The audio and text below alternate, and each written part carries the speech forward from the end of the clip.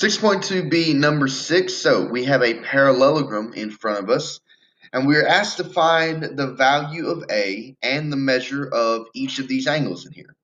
Okay, so if you crawl back from your notes, statement 3 for parallelogram said the opposite angles in a parallelogram are congruent to one another.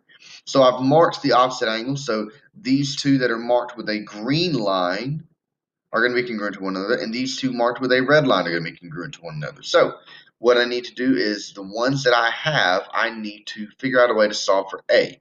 So if I know that these two greens are equal to one another, I can set them equal to one another, which is what I did right here. 4A minus 12 is equal to 3A. So as I work this thing out and I solve for A, I should get that 12 is equal to A, and that's what I have right here. And so now I need to go through and I need to figure out what is the measure of each of the angles right here, angles Q, R, P, and S.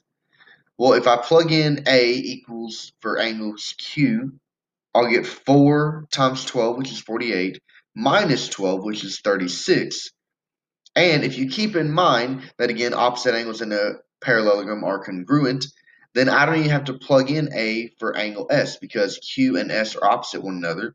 So I know that they're going to be congruent regardless. So angle Q is 36 degrees and angle S is 36 degrees. So now I need to figure out angles P and angles R. So I take A and I plug it into angle P, which is 12 times A. So I get 12 times 12. So angle P will equal 144 degrees. And once again, angles P and angles R are congruent to one another. So I don't have anything to plug in for angle R, but I don't need anything because I know that these two are congruent. So I get that angle R and angle P is equal to 144 degrees.